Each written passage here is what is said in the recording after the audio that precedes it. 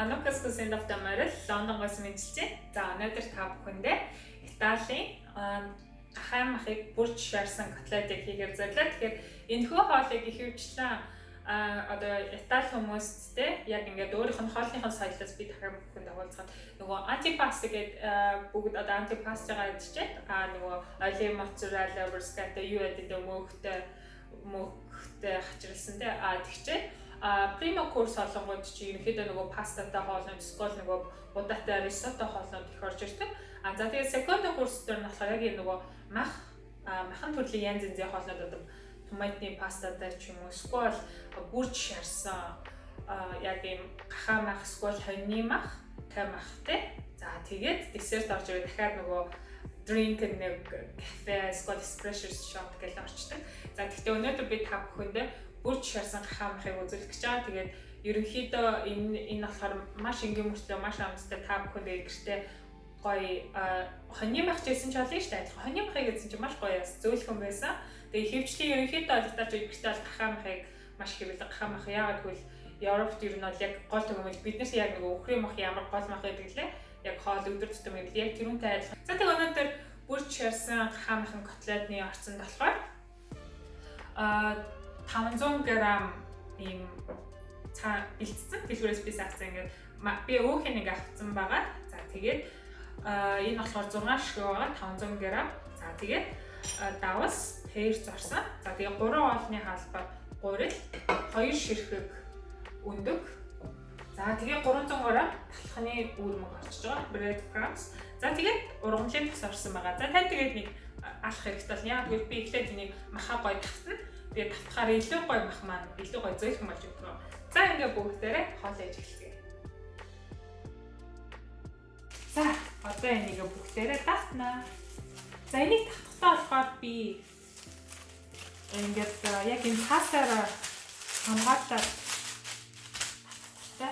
тэгэхгүй ингээд нөгөө алхаараа татвар ингээд төсрээд идэг байхгүй нэг шүүсэн тэр нэг онцгой тийм учраас галтгоон байж байгаа ч гэсэн нэг аюулгүй хоёр цэвэрхэн байх хэрэгтэй.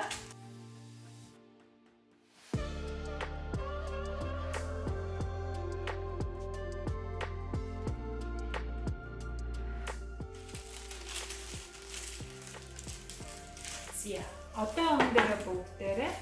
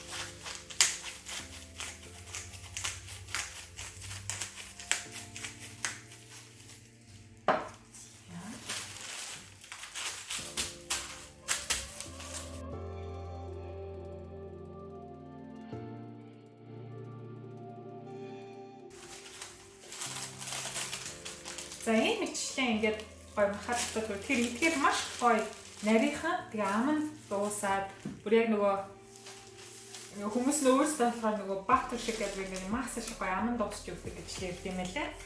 За энийг төрийн шинэ төр шилжүүлчихье. За тэгээд дахиад хоёр мах. За одоо бүгдээрээ махаа шавна шүү дээ. За тэрнээс өмнө гэс 2 ширхэг өндөр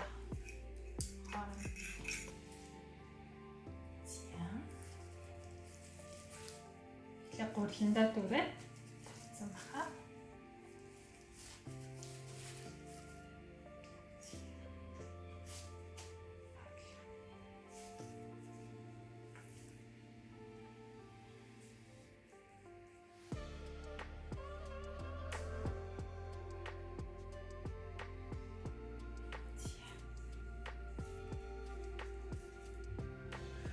За одоо ингээд болгоно дээрээс.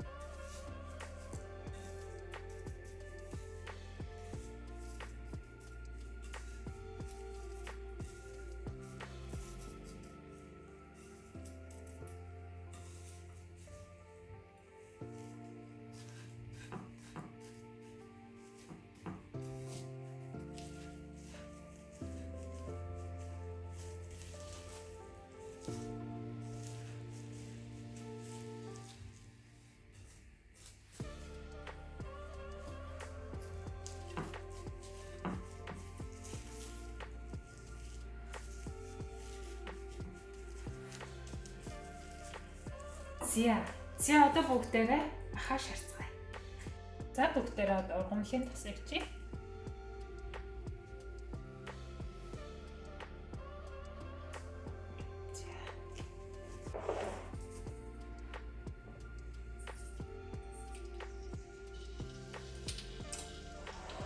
За одоо бүгдээрээ махаа шарыг. Тэгээд ерөнхийдөө бол нэг 8 минут яг шарцсан байх болно доо.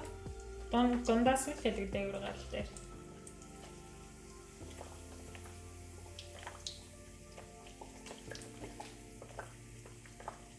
За сайн нэг талдаа нэг 4 минут шаргалчихлаа. Тапхэнтэй өөртөө нэг гоё гоё ахны шаргал өмдөлтэй авсан гоё шараад.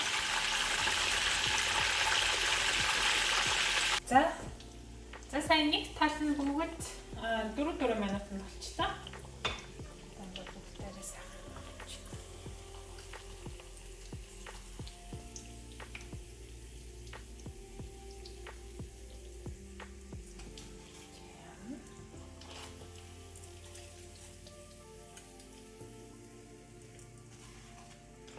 За сайн муу адилхан 8 минут боллоо.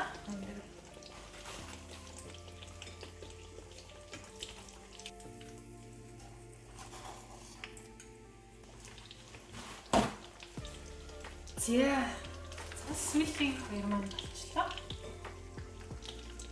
Муу адилхан 8 минут. За бүгдээрээ одоо тавгалсны дараа уулзцаа.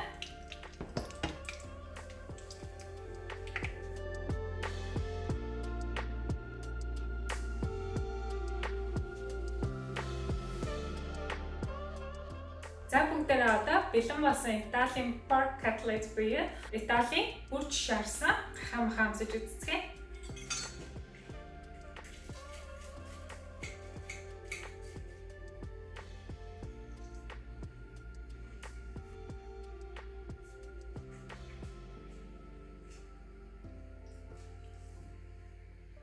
Вау, үнэхээр яасан байхгүй. Үнэхээр маш гоё амттай болсон байна. Яг юм хамхыг бүрж шарсан. Яг энэ Итали маяг дээр бүр ингээ нарийнхан болохоор маш гоё аман дуусаад тэгээд хажуугаар нөгөө бүхэл заш би тэрийг ингээ нутагдлаад гэсэн. Тэр ингээ бүр улам гоё амтны улам гоё баяжуулаад гасан ч гэсэн маш сайхан дарсан.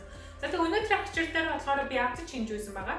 Тэгээд амтч хийж болохоор миний өмнөх видеогоос хараарай. Гэхдээ би линкийн description box-таас тавьчих. За тэгээд энийг болохоор ихэвчлэн италичууд яг энэ амтч хинжүүтэйгээ идэх. Тэгээ мөн адилхан төмстэй эдэн тэгээд салааттай ингээд 2-3 янзаар ширээдэн та тэгээд талхан алхтай байлаа. Садвал заалж өгнө шүү дээ.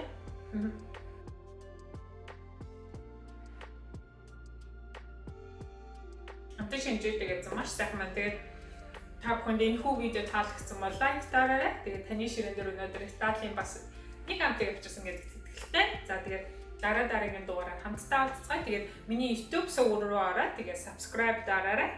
Тэгээд миний Facebook дээр өөрийнхөө миний хэрэг ямар нэгэн жоор таалагдаад хийсэн бол заавал picture хийгээрэй Facebook дээр. Тэгвэл маш гоё намайг урам өгөх болно. За ингээд баярлалаа.